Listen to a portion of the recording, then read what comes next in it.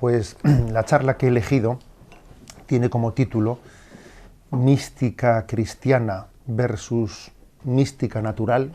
¿eh? Un título como este, ¿de dónde ha nacido? ¿De dónde ha salido?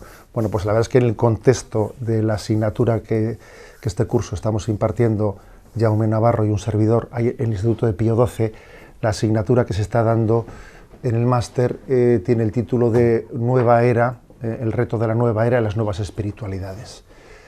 Y os podéis imaginar que dentro de esa asignatura pues, hay momentos en los que se entra a describir con detalle lo que es la nueva era, las manifestaciones que tiene, etcétera. Pero yo creo que a nosotros lo que más nos interesa en este punto es presentar el fenómeno de lo que es la verdadera mística y las deformaciones de la mística. Por eso he puesto como título Mística cristiana versus mística natural. Bueno, comienzo por decir que el problema de la comprensión adecuada de la mística tiene también sus derivadas dentro de casa. Dentro de casa me refiero dentro de la Iglesia Católica. Este no es un asunto que meramente haya venido de Oriente, el de la comprensión correcta y adecuada de la mística, sino que también tenemos un problema en casa, desde ciertos parámetros de una teología secularizada. Determinados errores de la mística oriental se infiltran en los ambientes eclesiásticos por motivo de que hay una confusión conceptual en la reflexión teológica del natural y el sobrenatural. Yo tuve el regalo de cuando hice la tesina de teología espiritual, de haber hecho la tesina de la tesis de licenciatura sobre este tema, el tema del natural y el sobrenatural. En concreto a mí me tocó estudiar en Juan Alfaro, el cual lo había estudiado en Henri de Libac, ¿no? Y me di cuenta de que el tema del equilibrio del natural y el sobrenatural es un tema muy clave que condiciona la visión de la teología en gran parte. Mínimamente, o sea, hago un pequeños cursos de contextualizar esto, porque no es el tema central que yo quisiera que diésemos a esta charla. Digamos que en Henri de Libac, un poco, digamos, uno de los autores clave de la Nouvelle Théologie, ¿no? Henri de Libac subrayó mucho el deseo natural absoluto de Dios, el deseo natural absoluto que todos tenemos de Dios, hasta el punto de que lo subrayó de tal manera que parece que se negaba la hipótesis de naturaleza pura. ¿Qué es eso de la hipótesis de naturaleza pura? La posibilidad de que el hombre hubiese podido ser creado sin haber sido elevado a la visión beatífica. De facto eso no ha ocurrido, de facto hemos sido creados todos teniendo una vocación a la visión beatífica, al cielo. Pero la Humanae Generis, en ella Pío XII dice que desvirtúan el carácter de gratuidad del orden sobrenatural quienes afirman que Dios no puede crear seres intelectuales sin ordenarlos a la visión beatífica. Es muy conveniente afirmar que el hombre podía haber sido creado, tener sed de Dios, pero sin haber sido creado a la visión beatífica del cielo. O sea, podría haber sucedido tal cosa. De hecho, estamos llamados al cielo por pura misericordia de Dios, pero no es algo que no hubiese podido ser de otra manera. ¿Por qué es importante afirmar la hipótesis de naturaleza pura?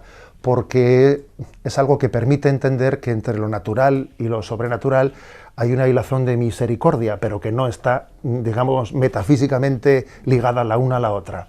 Es un don de la misericordia de Dios, pero no son dos órdenes que necesariamente uno sea deudor del otro.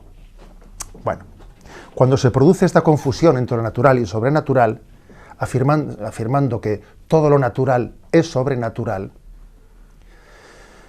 pues obviamente eso no lo afirmó obviamente Henri de Libac, por supuesto, pero sus discípulos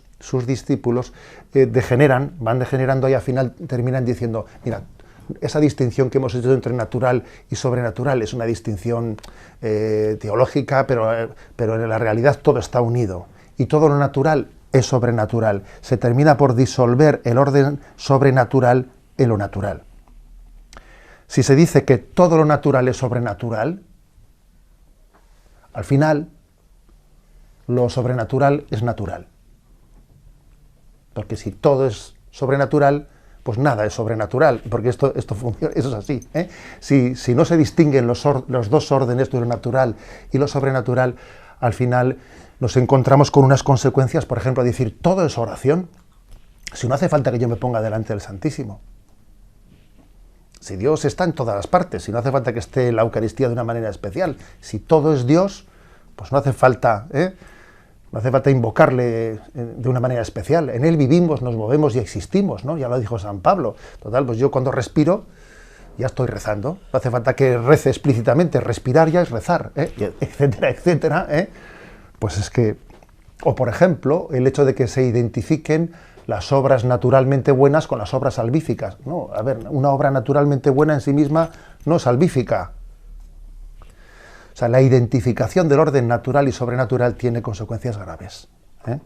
Por ejemplo, el identificar el establecimiento del reino de Dios con la lucha por la justicia política. Pues no. Pues igual mira tú por dónde que en Suecia y en Noruega dicen que tienen un estado de bienestar social el más desarrollado de todo el mundo. Ahora, desprender de ahí que en Suecia y en Noruega el reino de Dios está más establecido que en ninguna parte del mundo, madre mía, eso sería mucho desprender, ¿no? Bueno, o sea, la identificación de lo natural y lo sobrenatural ha tenido muchas consecuencias negativas. Por ejemplo, el hecho de que se asuma la mentalidad semipelagiana en la pastoral, como confiando más en los medios humanos que en la gracia de Dios. Poner los medios humanos es lo que va a hacer fecunda la acción pastoral de la Iglesia, olvidando que hace falta específicamente el don de la gracia para poder convertir las almas y que eso está fuera de... Bueno, este pequeño excursus de entrada, lo digo para que cuando hablamos de la mística que viene de Oriente y tal, no nos pensemos que en casa no tenemos también un problema, porque es verdad que fruto de la secularización se ha podido a veces desdibujar la relación entre lo natural y lo sobrenatural, y eso hace que hayamos creado un humus en el que esos errores entran mucho más fácil. Entran mucho más fácil. Yo recuerdo, no voy a decir el lugar porque sería un poquito, bueno, hay que ser prudente, pero recuerdo haber visto una capilla católica en la que, bueno, pues además de que en vez de poner pues un retablo, una imagen sagrada, bueno, se pone un cristal viendo la naturaleza detrás de ello, bueno, podía ser eso explicable, entendible en un contexto, pero allí, por si alguno tuviese alguna duda, pues las únicas palabras que estaban allí puestas decía Dios está en la roca, Dios está en el viento, y bien, en sí mismo pues nadie duda de la presencia subsistente de Dios en la naturaleza, pero parece que nos olvidamos de que ha existido una revelación y parece como si la presencia de Dios se disolviese en lo natural. Bueno, dicho esto, que existe, digamos, unos parámetros que nos pueden hacer más vulnerables hacia ciertos errores que vengan de Oriente. Creo que ha hecho mucho bien en la diócesis y fuera de la diócesis la charla que dio Asunción Ruiz, que supongo que muchos de vosotros la habéis visto, está en YouTube, ha tenido muchísimos miles de visitas. La charla era de la nueva era al cristianismo, y era una charla en la que ella, desde el punto de vista de experiencia personal, contaba pues cómo ella había vivido pues ese buscar la trascendencia pues en distintos cubículos y departamentos y de la nueva era, de una manera insatisfactoria para ella, hasta que finalmente se ha encontrado con Jesucristo. Pues bien, su charla era meramente experiencial. Pero le pedí que me diese alguna pista de dónde poder también hacer una reflexión más teológica sobre esa experiencia que ella había vivido. Y me dio la pista de un actual monje en Bélgica que se llama Fray Joseph Marie Berlinde. Es un monje abad de un monasterio en Bélgica, prior, pero que él había tenido también pues toda la experiencia de Asunción, de haber pasado por todos los charcos de la nueva era, Y bueno, lo que ocurre es que él también pues, es doctor en teología, etcétera, y eso le permite pues, quizás tener una reflexión que va más allá de lo experiencial, que es la que Asunción nos pudo transmitir. Este hombre, Fray Josep María Berlinde, lo vais a poder encontrar también en algunas charlas suyas en la red de internet. Él había sido investigador en química nuclear y se adentró en el mundo de la mística oriental, llegando a ser incluso asistente personal de uno de los gurús más famosos en la India, con lo cual digamos que él llegó a tener pues un grado de introducción muy grande dentro de esos parámetros hindúes y de prácticas orientales, con lo cual entiendo también que la aportación que él puede hacer a la reflexión es muy, pues muy importante. Bueno, entonces, ¿cuáles son los parámetros? También yo me sirvo de la reflexión de este hombre, los parámetros de mística natural en la que se nos presenta esta tradición oriental, que podíamos calificarlos de mística natural. Claro, hablar de mística natural casi es una contradicción terminis.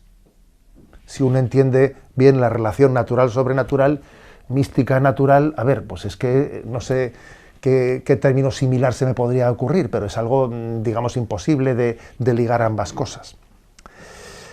La meta de todas las técnicas orientales es encontrar el absoluto, la divinidad, y llegar a alcanzar una especie de fusión con ese absoluto.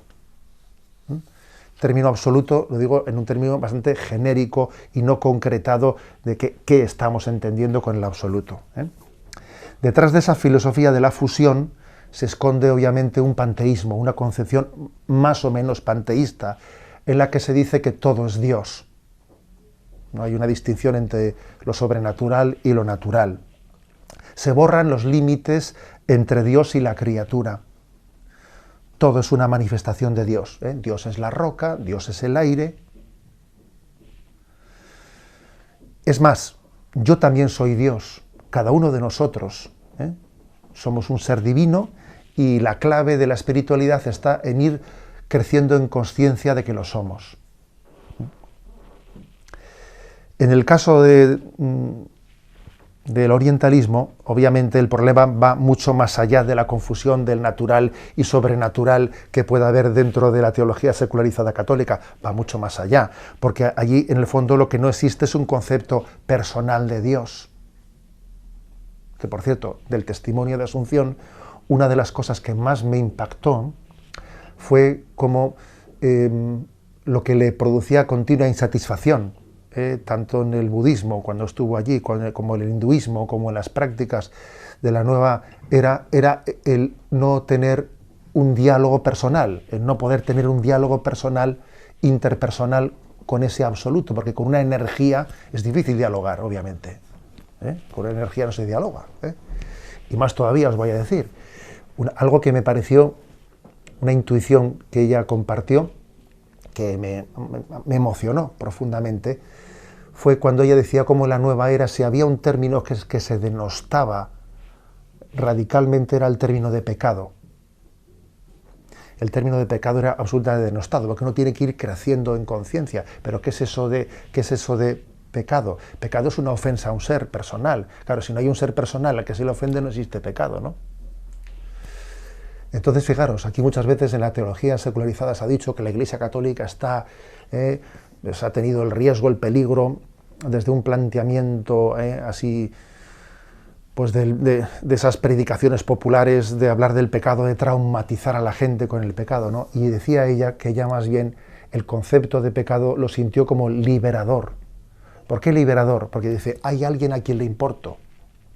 A ver, hay alguien al que, si le puedo ofender es porque hay alguien a quien le importo, que me ama.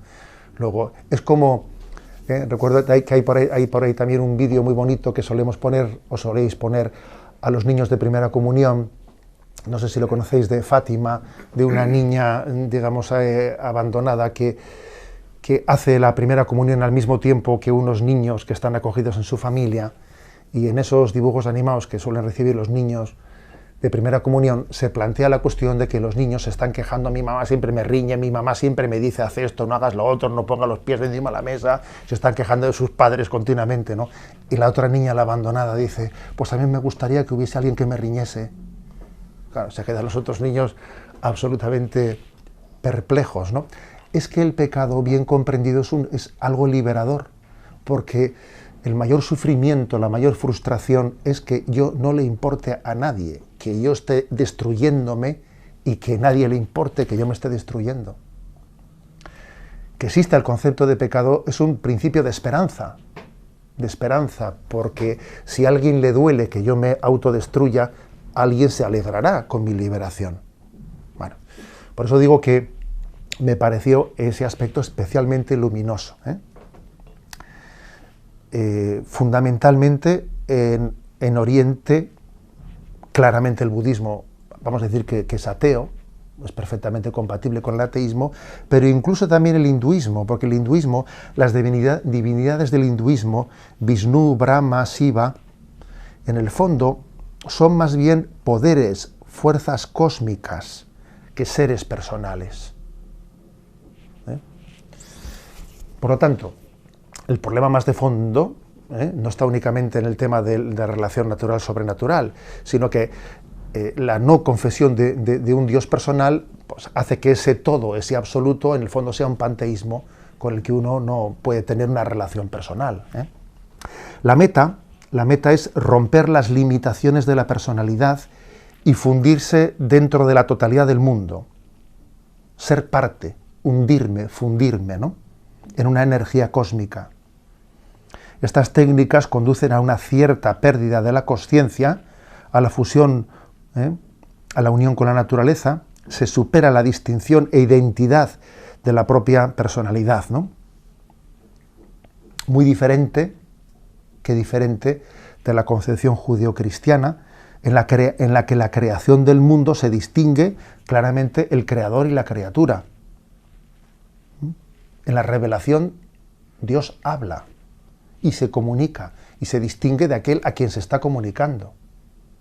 Tanto la creación como la revelación obviamente parten de una concepción de la distinción del natural y sobrenatural y de una concepción de la relación interpersonal que Dios tiene con nosotros. Dios es persona.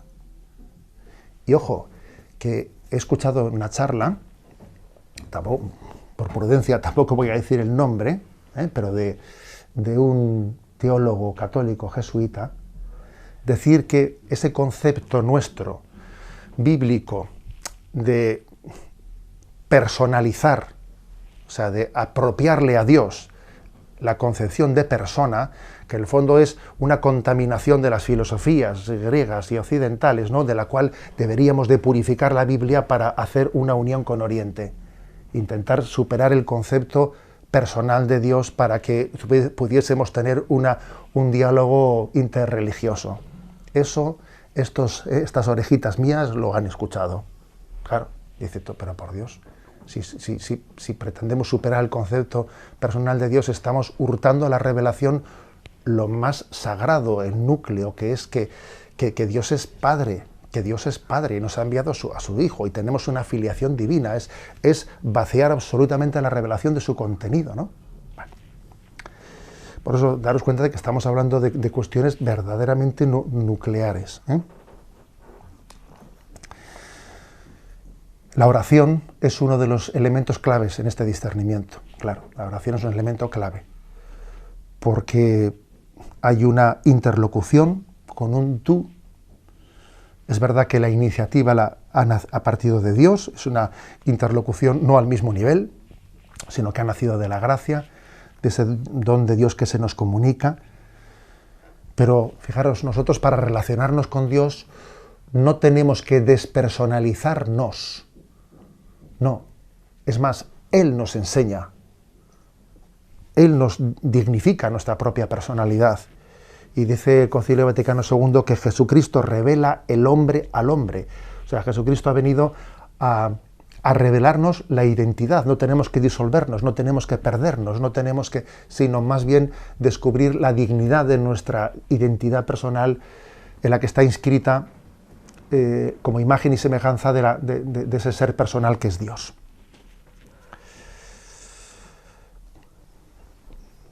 En definitiva, ¿no? Pues que hay una diferencia esencial entre la mística sobrenatural que predica el cristianismo, fundada en la revelación, y la llamada mística natural, que es una contradicción in terminis, porque una mística natural, pues es que estamos negando lo que afirmamos, negamos con la segunda palabra lo que afirmamos con la primera, ¿eh?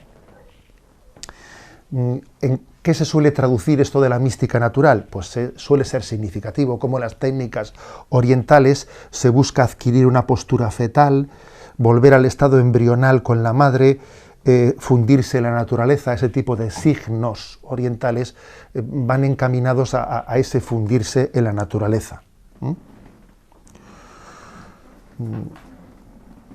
Pues por ejemplo, ¿no? Pues el camino de esa mística natural es un conjunto de ejercicios físicos que tiende a dominar la energía física y mental. El yoga trata de desbloquear la energía cósmica de la cual somos dependientes. La ubicación de esa energía, que se llama el Kundalini, se encuentra en la base de la columna vertebral, y el Kundalini es una energía que simbólicamente duerme enroscada como una serpiente en la zona del perineo y que tiene que despertarse y salir de nosotros, ¿no? Esa energía tiene que crecer en los canales energéticos ubicados en ambos lados de la columna vertebral, cruzándose mutuamente, para que los chakras se abran y se produzca esa especie de intercomunicación con la energía universal. Fijaros que estamos hablando de una mística natural como si el don místico estuviese en una especie de energías interiores nuestras. Nosotros decimos que, la verdadera mística es la que nos permite alcanzar la realización por el don del Espíritu Santo que se nos ofrece en Jesucristo. Es otra cosa que no tiene nada que ver, ¿eh? En el fondo se trata de una ejercitación de autohipnosis de la mente. Se alcanza un momento de vacío, llegando a experimentar el llamado nirvana, pérdida de la conciencia personal y fusión con todo lo que nos rodea, ¿eh? Este momento suele ser acompañado de estados físicos especiales, incluso como una especie de achicamiento del metabolismo que se llama samadhi, que suele producir efectos de bajo ritmo cardíaco y respiración. O sea que es cierto que este tipo de estados los suelen experimentar las personas que hacen estas cosas. O sea, nadie niega que ese tipo de estados puedan llegar a ocurrir. Lo que ponemos en cuestión es que eso sea mística, ¿eh? Por otra parte, fijaros qué gran diferencia entre lo que es el núcleo del cristianismo, no solo en el origen de lo que entendemos como sobrenatural, sino en lo que expresamos como práctica, ¿no? La contradicción entre el nirvana samadhi, que es esa introspección en la que alguien se funde y tiene esa pérdida de consciencia, etc., y la llamada cristiana de la vocación al amor, porque lo propio de la mística cristiana es la entrega en el amor, el salir de ti mismo en la entrega del amor, en el servicio, distinto, digamos, en su principio, ¿no?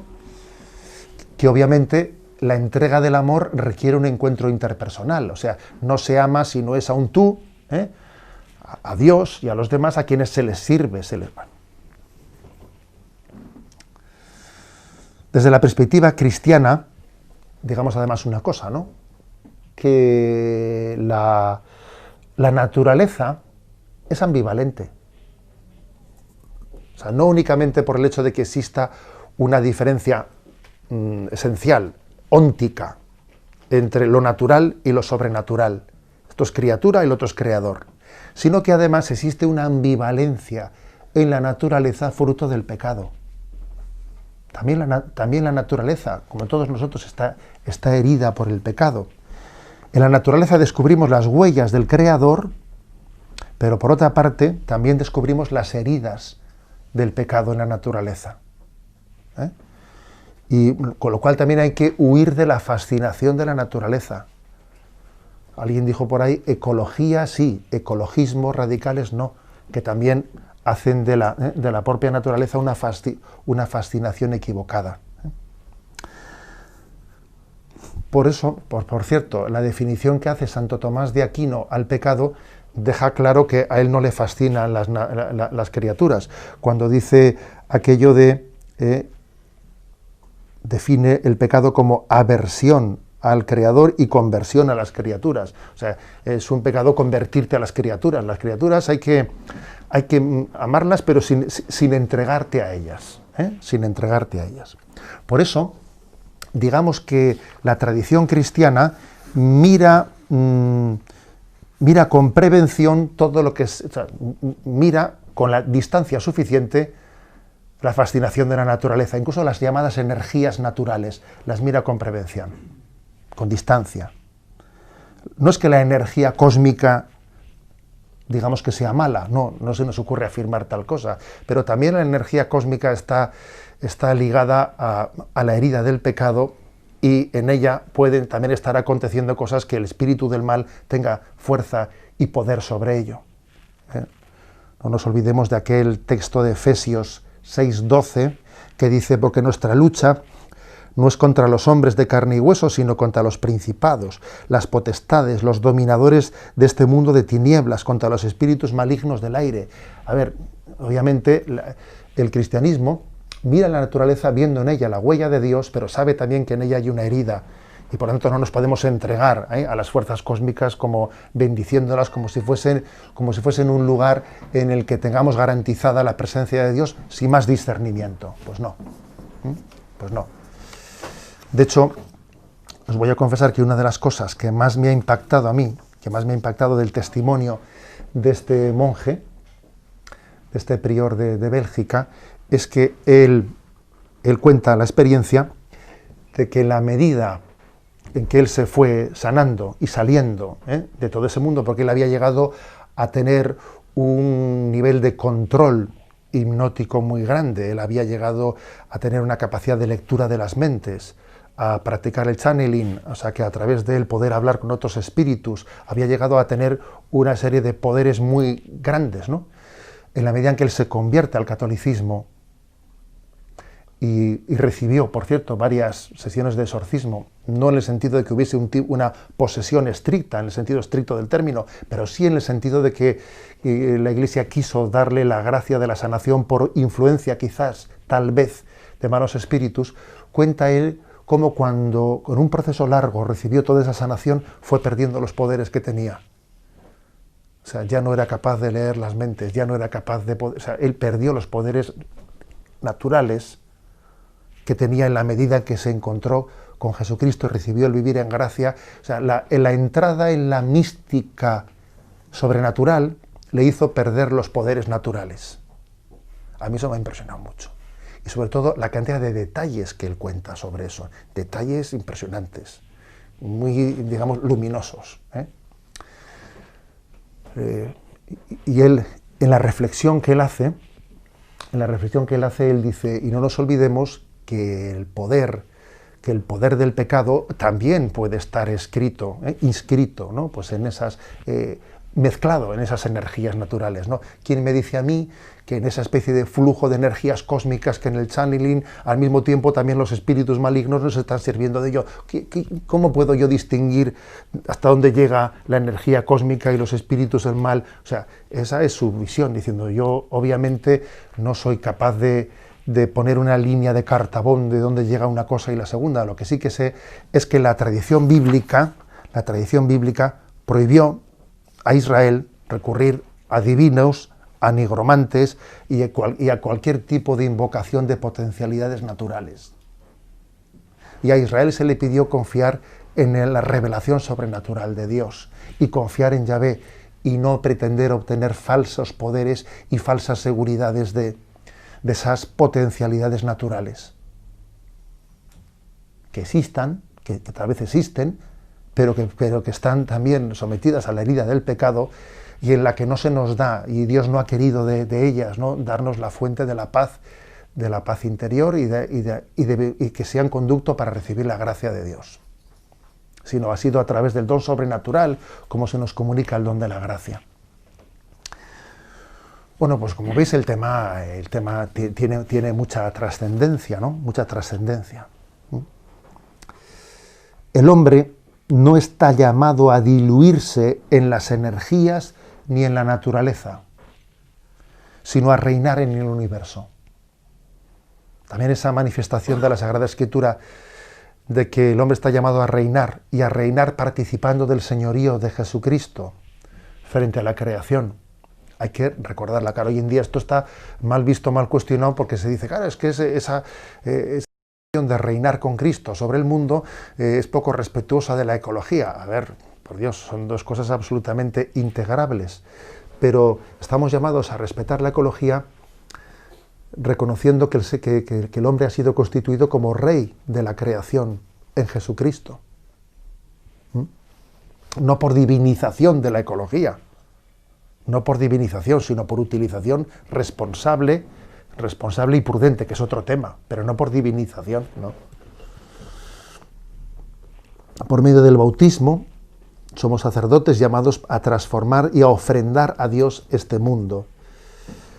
En resumen, no se puede conciliar estos dos caminos, el camino cristiano y el de esa falsa mística natural.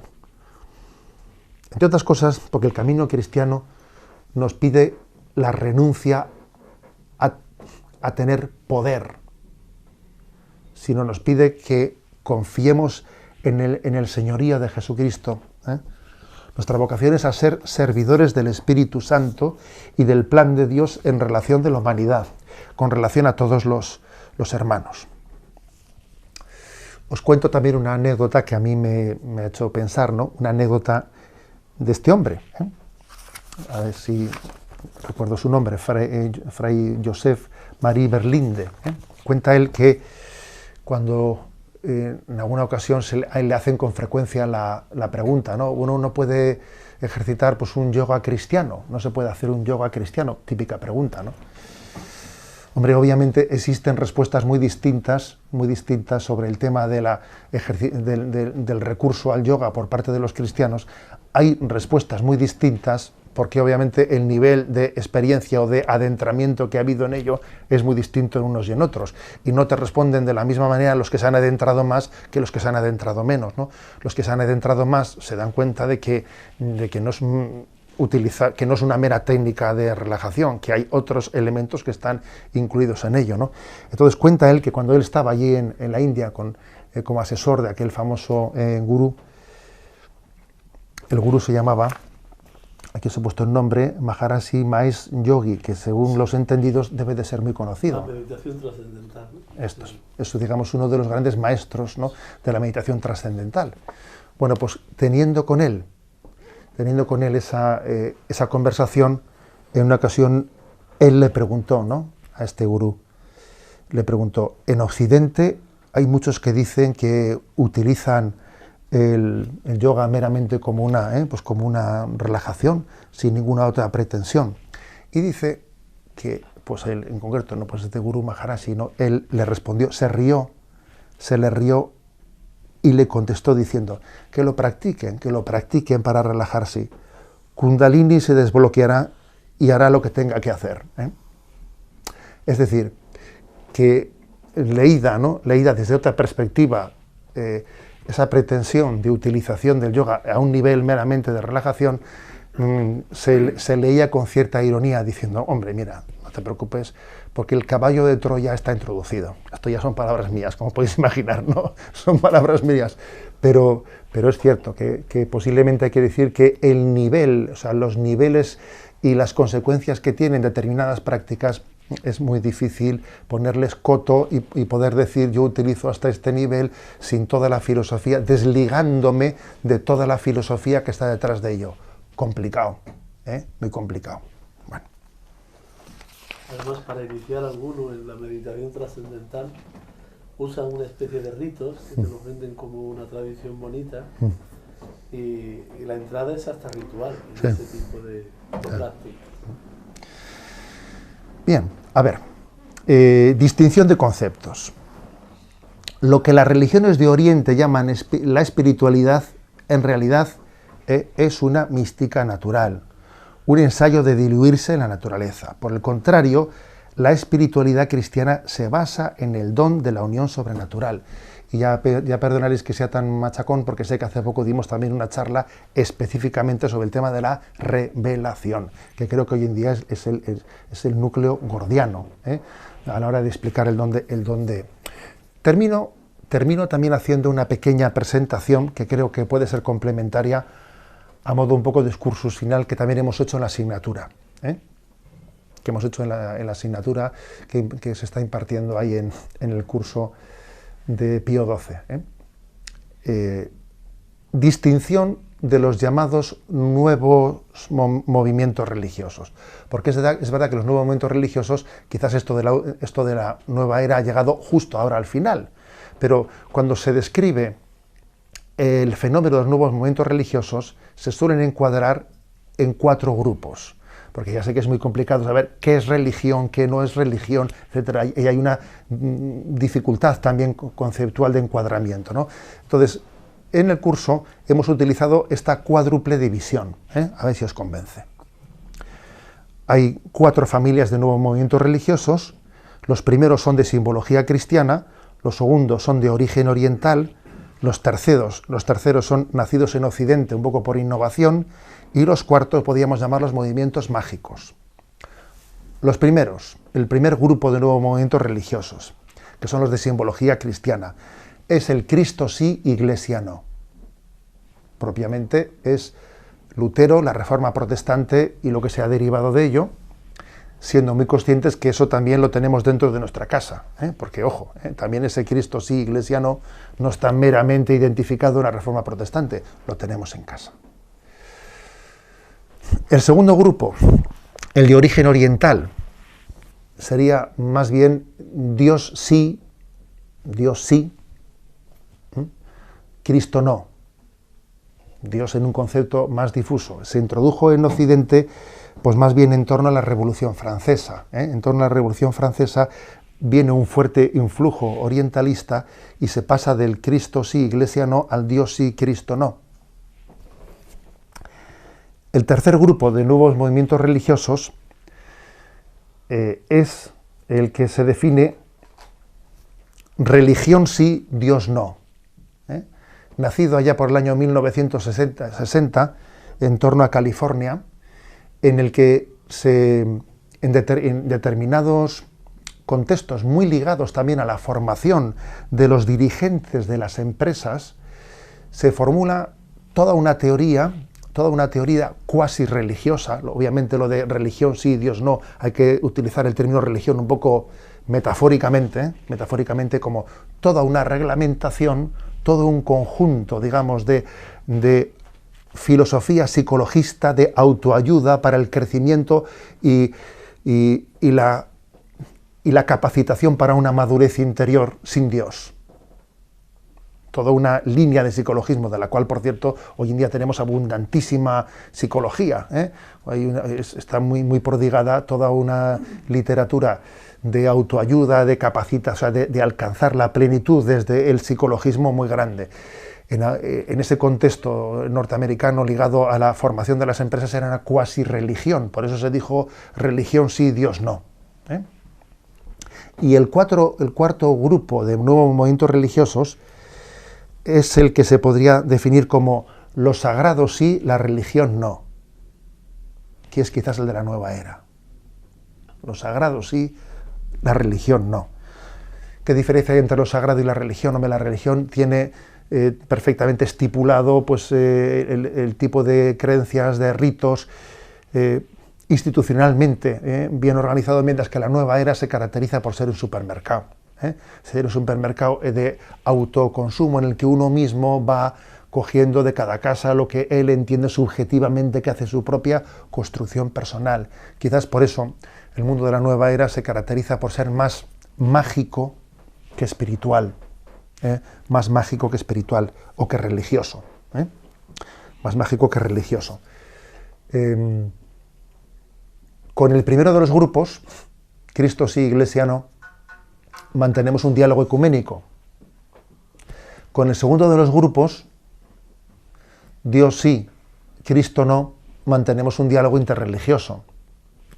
Ahora, con el tercer grupo, religión sí, Dios no, o con el cuarto grupo, lo sagrado sí, religión no, es difícil el poder que puedan entrar en esos parámetros del diálogo interreligioso, porque, a ver, estamos ya en otros conceptos en los que casi no...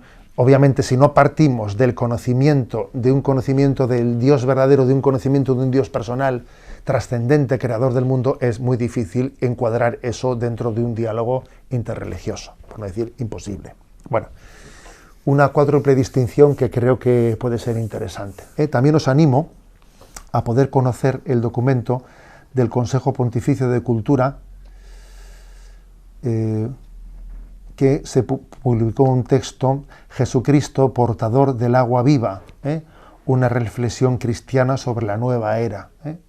Pienso que es un documento, pues, el que la Iglesia, aunque es verdad que no está escrito desde un nivel de magisterio pontificio superior, está hecho, es un documento que tiene el nivel del Consejo Pontificio, pero pienso que sí que precisamente por eso le da más libertad de poder descender a más cosas más concretas que si hubiese escrito pues desde una reflexión de alto nivel magisterial. Bueno, pues valga también esta reflexión última pues para complementarlo, pero termino como he comenzado, con el título de la charla, mística cristiana versus mística natural. Creo que Jesucristo es un don muy grande, y voy a decir también que frente a alguna de esas imágenes que se han utilizado, en las que se dice que las religiones son el vaso y la espiritualidad es el agua, y que no importa con qué vaso bebas el agua, porque lo importante es que bebas el agua, lo importante es la espiritualidad, no es la religión. Frente a ese tipo de imágenes, yo creo que lo característico precisamente de la revelación en Jesucristo es que Jesucristo es el vaso y es el agua. Jesucristo no es el agua y el vaso es otra cosa. Jesucristo es el vaso, Él es el agua, Él es el dador y es el que también nos ayuda a recibir el don de Dios. Es el dador de los dones, es el don mismo y es el que nos capacita para poder acoger el don que Él mismo nos ha dado.